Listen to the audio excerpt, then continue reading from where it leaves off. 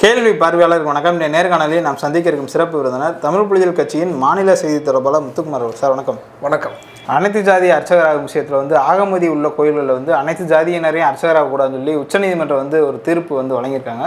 கூடுதலாக பார்த்தோம்னா ஒரு 3 மாதத்தில் அவகாசம் கொடுத்து எது ஆகமதிக்கு உட்பட்ட கோயில்கள், அது ஆகமதி இல்லாத கோயில்கள் என்னென்னன்ற மாதிரியான ஒரு கேள்வியை முன் வச்சுருக்காங்க. அந்த சம்பவத்தை நீங்கள் எப்படி சார் பார்க்குறீங்க? இது 1972, 2006 இப்படி தொடர்ந்து 1972 சேஷம்மாள் தீர்ப்பு அப்படின்னு ஒன்று இருக்குது.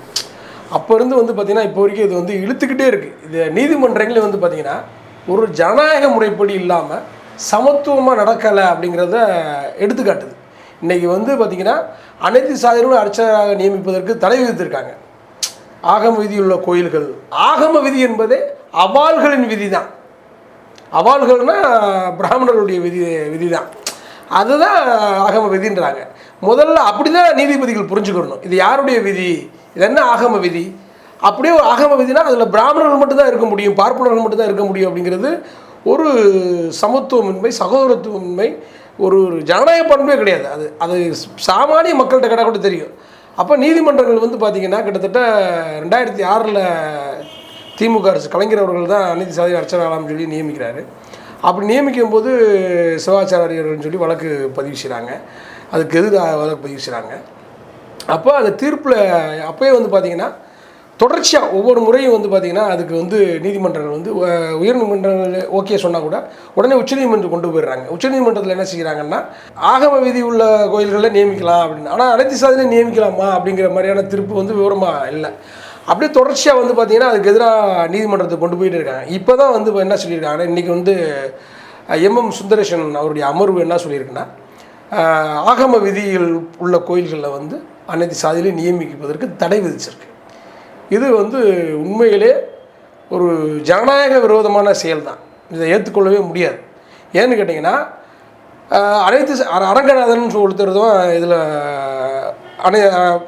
பயிற்சி பெற்ற மாணவர்கள் சார்பாக தொடர்ச்சியாக அந்த வழக்கை கொண்டு போயிட்டுருக்கார். அரங்கநாதன் ஒருத்தர் தான் கொண்டு போயிட்டுருக்கார்.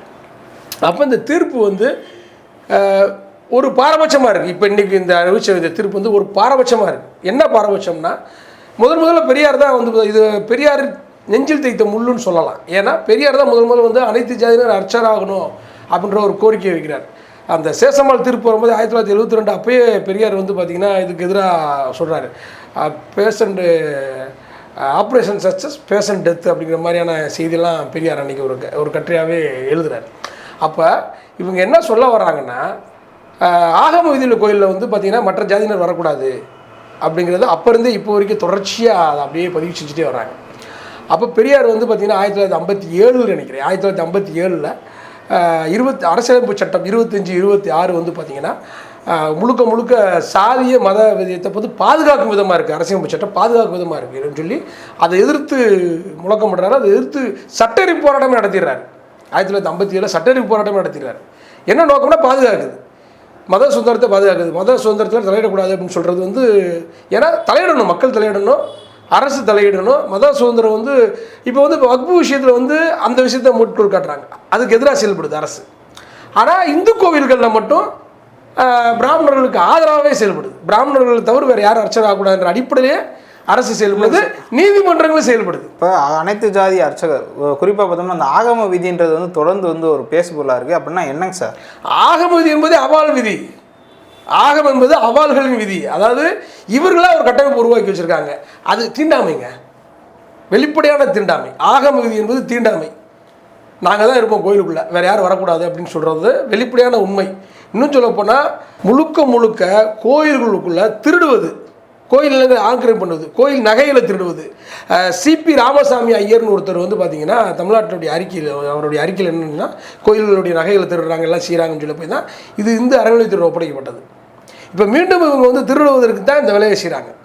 இப்போ ஒன்றும் இல்லை, நம்ம நீதிமன்ற தீர்ப்புகளில் ஒவ்வொரு மதத்திற்கு ஒவ்வொரு விதமாக தான் நீதிமன்றங்கள் தீர்ப்பில் இருக்குது.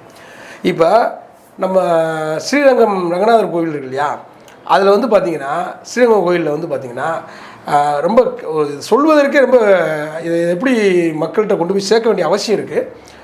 நாங்கள் வந்து ரங்கநாதனே நாங்கள் தான் தீட்சிதர்கள் சொல்கிறாங்க, ரங்கநாதனே நாங்கள் தான் உச்சநீதிமன்றத்தில் சொல்லியிருக்காங்க. நாங்கள் வந்து மேலேருந்து வந்துட்டு இருந்தோம், கைலாசத்துலேருந்து நாங்கள் வந்தோம், வந்து நாங்கள் போயிட்டு இருக்கும்போது திடீர்னு எங்களெல்லாம் ஒருத்தரை காணோம், யாருன்னு திரும்பி பார்த்தா அவர் தான் நடராஜராக நிற்கிறாரு அப்படின்னு நீதிமன்றம், உச்சநீதிமன்றத்திலே இப்படி ஒரு செய்தியை சொல்கிறாங்க. உச்சநீதிமன்றம் இதை நம்பியிருக்கு. சுப்பிரமணிய சாமிலாம் அதில் ரொம்ப தலையிட்டு அதுக்கு ஆதரவாக வந்து பார்ப்பனர், எப்பயுமே பிராமணருக்கு ஆதரவாக இருக்கக்கூடியவர் அவர் பார்ப்பனர், பிராமணருக்கு ஆதரவாக இருக்கக்கூடியவர், பிராமணருக்காக செயல்படக்கூடியவர். இதில் வந்து எவ்வளவு முயற்சி எடுத்தாலும் திமுக அரசு ஸ்ரீரங்கம் கோயிலில் வந்து பார்த்திங்கன்னா ஆறுமுகசாமி அவர்கள் தமிழில் பாட்டு பாடுவதற்கு, திருவாசகம் பாடுவதற்கு முழுக்க ஆறுதலாகவும் உதவியாக இருந்தாங்க. அதே மாதிரி அனைத்து சாதியினர் அர்ச்சராகிற விஷயத்தில் 2006 இவங்க தான் அதை நடைமுறைப்படுத்தினாங்க. பயிற்சி வகுப்பு மையங்களையும் நடத்தினாங்க. மதுரை, பழனி, திருச்செந்தூர், ஸ்ரீரங்கம் உள்ளிட்ட பல்வேறு இன்னும் சில இடங்கள்லாம் இருக்குது. இந்த இடங்கள்லாம் பயிற்சி மையங்கள் நடத்தினாங்க. அதில் கிட்டத்தட்ட 2000க்கும் மேற்பட்ட பயிற்சி மாணவர்கள் 200க்கும் மேற்பட்ட பயிற்சி மாணவர்கள் வந்து அதில் பயிற்சி பெற்றிருக்காங்க. மாணவர்களுக்கு அவங்க தான் வேலை கேட்குறாங்க, பயிற்சி பெற்ற மாணவர்கள் தான் வேலை கேட்குறாங்க. அப்போ வேலை கேட்டு அவங்க போகிறாங்க. மீண்டும் இப்போ வந்து பார்த்திங்கன்னா 2006க்கு பிறகு 2015 தீர்ப்பு வருது. 2015க்கு அப்புறம் வந்து பார்த்திங்கன்னா 2021 திமுக ஆட்சி வர வரைக்கும் அதிமுக ஆட்சி, ஜெயலலிதாவும் சரி எடப்பாடி அவர் வந்து கிடப்பில் போட்டாங்க. அவங்களுக்கு தமிழ் மீதோ தமிழர்கள் மீதோ அல்லது இந்த பார்ப்பனியத்துக்கு எதிராக வேலை செய்வதற்கோ எந்த விதமான முன்னெடுப்பும் வரமாட்டாங்க. அவங்க எப்பயுமே அவங்களுக்கு ஆர்வம் தான் செயல்படுவாங்க. அப்போ 2021 மீண்டும் திமுக அரசு தான் வந்து அதை மீண்டும் அந்த இந்த வழக்கு விஷயத்தில் மறுபடியும் முயற்சி எடுக்க போய் தான் இன்றைக்கி இந்த தீர்ப்பு வந்திருக்கு. இந்த தீர்ப்புமே எதிராக தான் வந்திருக்கு. திமுக அரசு எவ்வளவோ தமிழர்களை கோயிலுக்குள் நுழையில வைக்கிறதுக்கு முயற்சி எடுக்கிறாங்க. ஆனால் அதுக்கு எதிரான தீர்ப்பாக தான் இன்றைக்கி. இப்போ ஆகமவிதியை தாண்டி பல்வேறு கோயிலில் வந்து நியமிக்கலாம்னு சொல்கிறாங்களே, நம்ம என்ன கேட்குறோம்னா அனைத்து கோயிலில் நீ என்ன ஆகம விதி? ஆகம விதி என்பது யாருக்கான விதி? அது குறிப்பிட்ட ஒரு சாதியை பாதுகாப்புக்கான விதியாக இருக்குது. அது தவறுன்றோம். நம்ம அனைத்து கோயில்லையும் அனைத்து பேருமே அர்ச்சனை ஆகட்டும். இதில் என்ன தப்பு இருக்குது? உங்களுக்கு என்ன பிரச்சனை இருக்குது? இப்போ யாது கிருஷ்ணன் ஒருத்தர் கேரளாவில் ஒரு தம்பி வந்து நியமித்தாங்க. ஒரு தலித் 32 பேரோ 35 பேரோ நியமித்தாங்க. அதில் ஒரு 6 தலித்துகள் நினைக்கிறேன். அதில் யாது கிருஷ்ணன் ஒருத்தரை நியமிக்கிறாங்க. கேரளா மாநில அரசு நியமிக்குது. அப்போ அவர் பார்த்திங்கன்னா அவருக்கு பயிற்சி அளித்த அனுருத்தன் தந்தூரி அவர் என்ன சொல்கிறாருன்னா, அவர் வந்து பார்ப்பனராகவே மாறிட்டார், பிராமணர் ஆகிட்டார். பிறப்பால் பார்ப்பனரோட வளர்ப்பால் அவருடைய செயல்பாட்டால் அவர் வந்து பிராமணாக மாறிட்டார் அப்படின்னு சொல்லி அவருக்கு சர்டிஃபிகேட் தராரு. அப்போ பிராமணர்கள் மட்டும்தான் இதை செய்யணும்.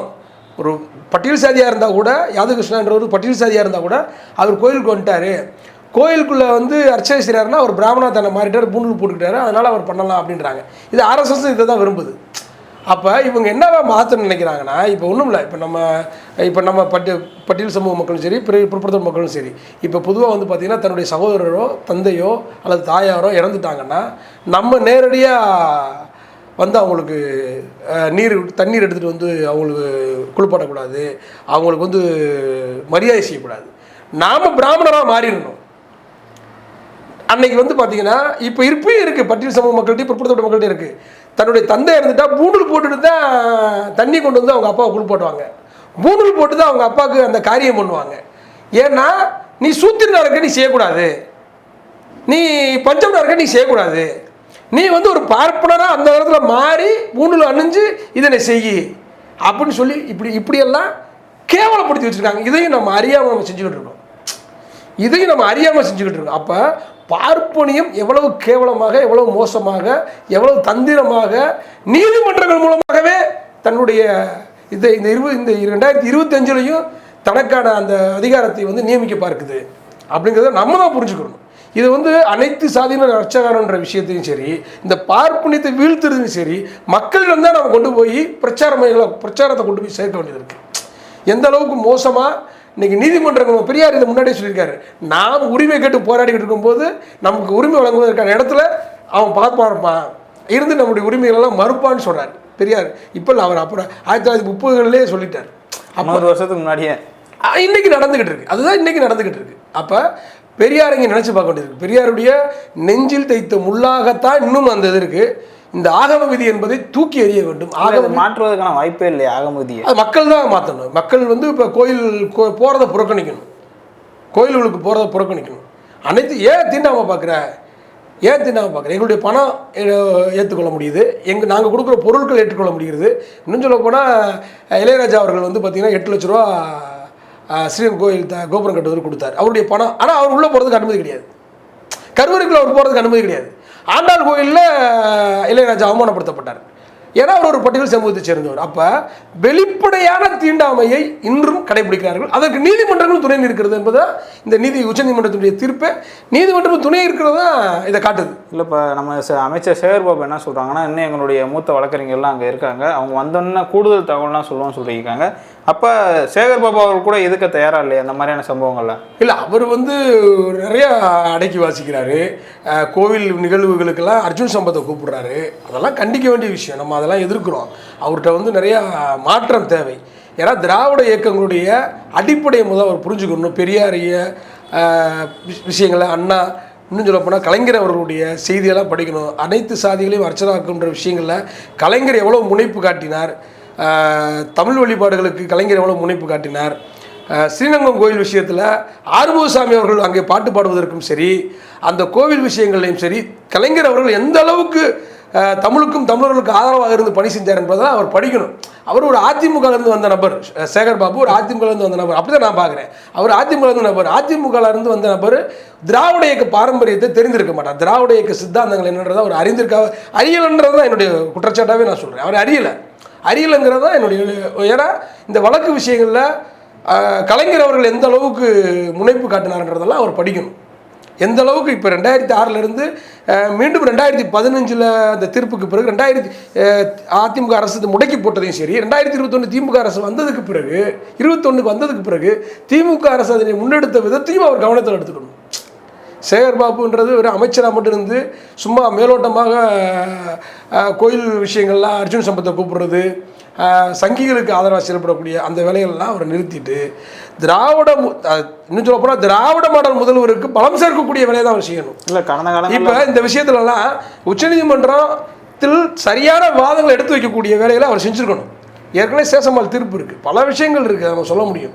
அப்போ இது வெளிப்படையான தீண்டாமை தான். உச்சநீதிமன்றம் சொன்னார்னா யார் சொன்னார்னா, இன்னைக்கு உச்சநீதிமன்ற தலைமை நீதிபதியாகவே ஒரு பட்டியல் சமூகத்தை சேர்ந்தவர் உட்கார்றாரு. இன்னைக்கு கவாய் இன்னைக்கு உட்கார்ந்துருக்கிறாரு. அப்போ கோயிலுக்குள்ள ஒரு அர்ச்சகராக உட்கார முடியாதா? உட்கார முடியாது.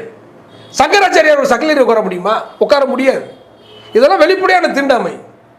நாடக மீசியை முறுக்கி நான் தான் பெரிய சாதின்னு சொல்லக்கூடிய முக்குலத்தோர்களோ அல்லது அக்னியில் பிறந்தோம் நாங்கள் அப்படின்னு சொல்லக்கூடிய வன்னியர்களோ அங்கே போக முடியுமா?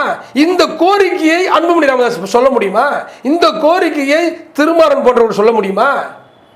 சொல்ல மாட்டாங்க. புராணத்திலே இருக்குன்னு சொல்லிட்டார்ல. இல்லை, அவங்க பூராமே பார்ப்பன அடியாட்களாக பிற்படுத்தப்பட்ட மக்களை மாற்றுகிறார்கள். பார்ப்பன அடியாட்களாக மாற்றுகிறார்கள். அப்போ அவர்கள் இது கோரிக்கை எடுக்க மாட்டாங்க. நான் அகில பிறந்தவன் வன்னியர்கள் வேற ஒன்றும் இல்லை. ஆறுமுகசாமி யாருன்றீங்க? ஒரு வன்னியர் சமூகத்தை சேர்ந்தவர். எத்தனை முறை அவர் போராட்டியிருப்பார்? பாட்டாளி மக்கள் கட்சி என்னைக்கு போராடிச்சு? என்னைக்கு அவர் ஆறுமுகசாமிக்காக பேசிச்சு? அப்போ முழுக்க இவர்களெல்லாம் பார்ப்பன அடியாட்களாக தான் மாறிக்கிட்டு இருக்காங்க. இப்போ பாருங்க, வெளிப்படையான தீண்டாமை இது ஏதோ பட்டியல் சமூகத்துக்கான எதிரான தீர்ப்பு. அது ஒட்டுமொத்த பிற்படுத்தப்பட்ட மக்களுக்கு எதிரான தீர்ப்பு, ஒரு குறிப்பிட்ட ஜாதிக்கு ஆதரவான தீர்ப்பு. அப்போ இதை எதிர்க்கணும். இப்போ உடனே பாண்டே வந்துடுவார், நான் பிராமணர் தான், நான் கோயிலில் அர்ச்சனை ஆக முடியுமா அப்படின்னு கேட்பார். நீ அர்ச்சர் பயிற்சி எடுத்தால் உடனே உனக்கு போட்டுருவாங்க. நீ போய் உட்காந்து யூடியூப்பில் உட்காந்துருக்க, நீ ஒரு ஊடகத்தில் உட்காந்துருக்க, நீ போய் அர்ச்சர் பயிற்சி எடு, உடனே உனக்கு நியமனிச்சுருவாங்க. ஆனால் பாண்டே வருவார், நான் நினச்சா கூட அங்கே போக முடியாதுன்னு.